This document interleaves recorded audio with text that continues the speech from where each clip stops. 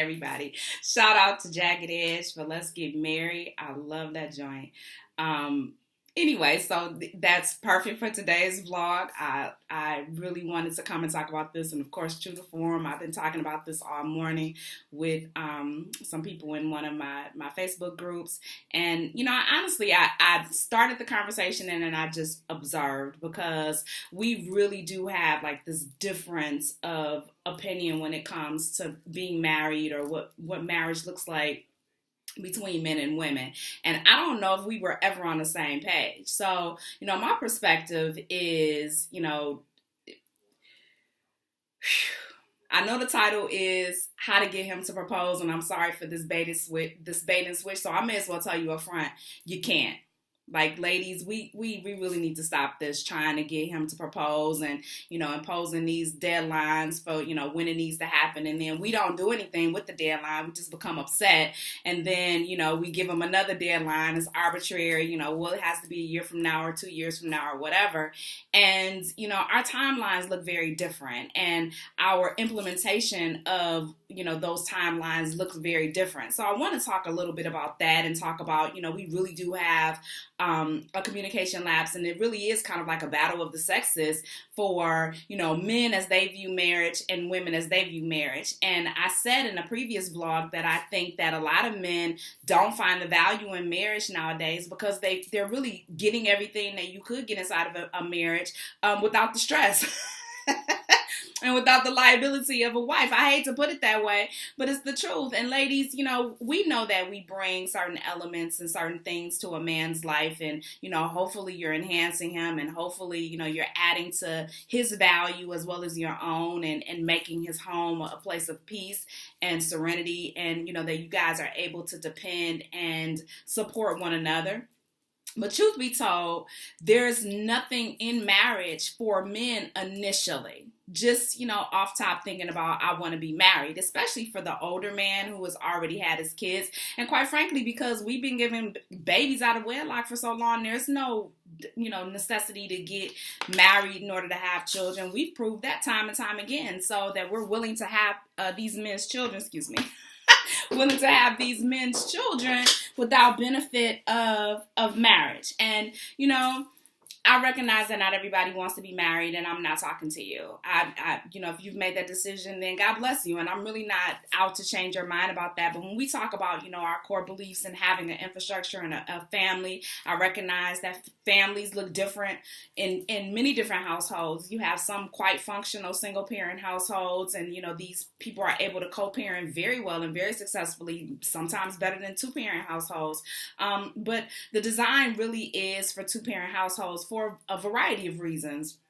One, we clearly are oriented one way or the other, male or female, and our perspective influences our parenting. I think that over the years, we definitely have gravitated more towards the middle, where women have adopted more traditionally male, kind of roles in terms of discipline and, authoritarian and, all those kinds of things, and have been less inclined to say things like, wait till your daddy get home, although we might say that because we just started dealing with kids. But, just being able to bring that correctiveness that children often need. And then fathers have been able to gravitate more towards the middle, and instead of being absolutely authoritarian or, running a dictatorship and being devoid of emotions, actually expressing to and loving their children, particularly their sons, and showing them affection and love and giving them hugs and kisses and all those kinds of things that I think that boys need coming up, so that they don't grow up to be emotionally constipated. And they're able to get that from both parents, and it's become more of a balancing act, where she is, quite gone to the left on one side, he kind of corrects her, and vice versa. But beyond all of that, after you've gone through all of your reproductive healthy years and you've had all the children that you want to have, now you have later years where, you might just want companionship. And is marriage really necessary for companionship? And men are asking themselves the question. And, quite frankly, from my point of view, as someone who desires to be married, and as someone who, I'm sure that y'all recognize I'm very decisive, and I'm very, pragmatic when it comes to certain things and running a household. And I'm not interested in dating for the rest of my life. I'm really not. Like, I don't want to be a 60-year-old woman talking about I have a boyfriend. That's just not me. And, it's not a dig at somebody who, just wants to perpetually date. But I'm not built for all of that. Like, I really, would like to have a husband, and I would like to have a home, and I would like to have a partner and, a life partner that is, doing life with me and actually, wants to be with me. And so, it gets very sticky because a lot of times women will coast along in a relationship and not have any kind of defined intervals or what have you for the man. She has them for herself, meaning, we'll tell ourselves, I'm giving this Negro probably about, 2 years. That's it. And we haven't said that because we don't really know how to articulate that. And when it comes out, it comes across as, being an ultimatum, which is not accurate. It's really trying to convey that, I don't want to invest a whole lot of time in dating. I want to be progressing towards something more meaningful and more permanent.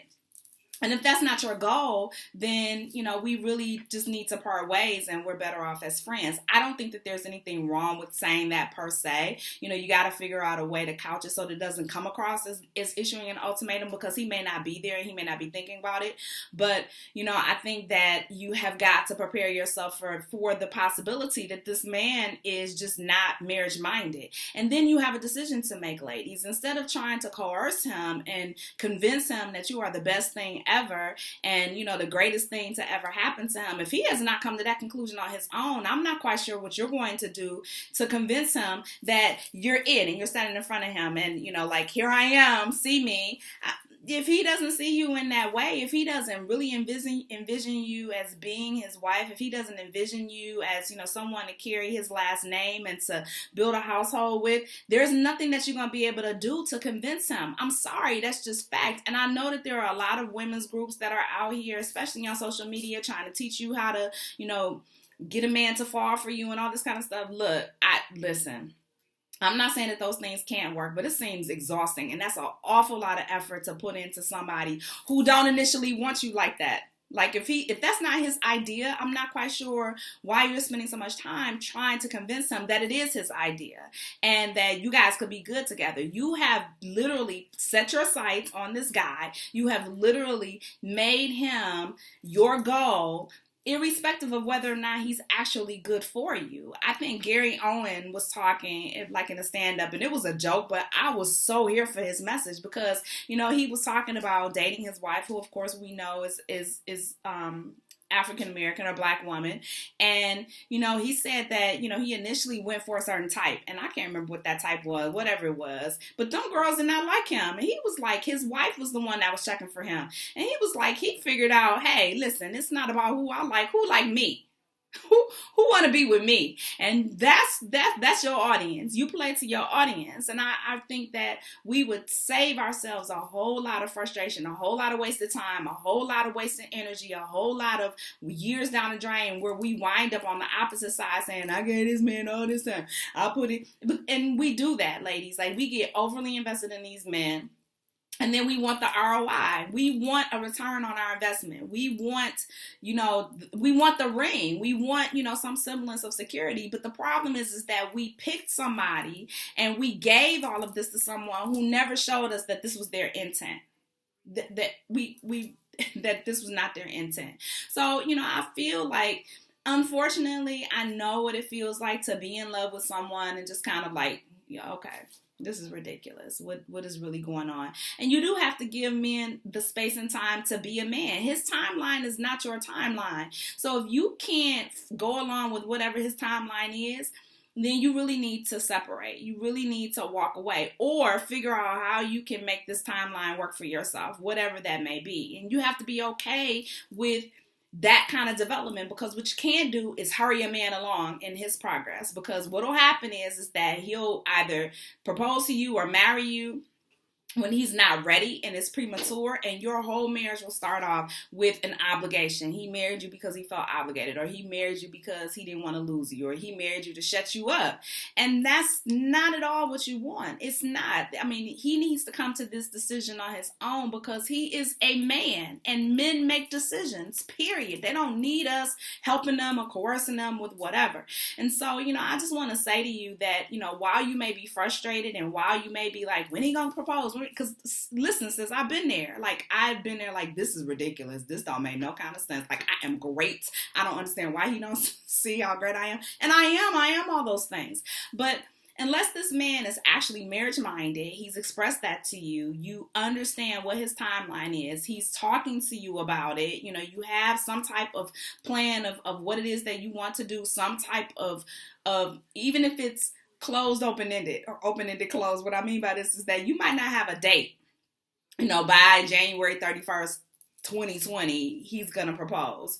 You may not have that date, but you at least know, okay, in the next couple of years, we're going to be here. Or in the next year, I see us engaged or whatever. And then give him that space of time, whatever it is in that next year. But fellas, I'm going to tell you, if you tell her that, I'm going to be completely honest. She has filed that away in her head. And if you don't make that happen, she's going to be upset. You're going to have an upset woman on your hands. So if you don't mean that, if you just telling her that to shut up and to buy yourself some time, cut that lady loose. Cut her loose so another man can find her and love her and give her what it is that she feels that she needs. Don't waste her time. Stop wasting time trying to hold on to her when you know that is not your goal. Just rip the Band-Aid off. Seriously, because she's going to be frustrated. She will be bitter as heck because you wasted her time and you knew that you were wasting her time. You knew that you did not want this woman as your wife, that you want a perpetual girlfriend, and that's fine. There are plenty of women who are out there who will just be happy to date. They don't want nothing from you. You know, they just want to, you take them to the IHOP or whatever it is, you know, once a month or whatever, and y'all cool like that. Or you have women who just want to open-ended date. And you're not the only one on her roster. You need to be cool with that too. Like, you're not the only person in rotation. Women, we have options. You don't have to settle for this just because you develop feelings for somebody. Those feelings may not be accurate and they're grounded in a situation that is not going to yield you what you want. So instead of all of this game plan and trying to figure out, you know, how you can get him to the altar and how you can convince him that you are the greatest woman ever, since I promise you, for the man that is supposed to be your husband, for the man who really is destined to change your last name, you ain't got to do all that proving and hoop jumping. You don't. You really don't. You are wife material to the man who was supposed to be your husband. Period. Stop trying to make these men your husband because you done fell in love with them before they demonstrated that they were capable of being a husband. Just my thoughts. I will talk to y'all later on. Leave y'all comments below and let me know what you think and how you feel about this topic. And, you know, if you're stuck in the cycle of when is he going to propose, how are you going to correct that? And what are you doing to bring yourself out of that endless, insane treadmill that you got going on up here? Y'all have a great day. I will talk to y'all later on. Bye.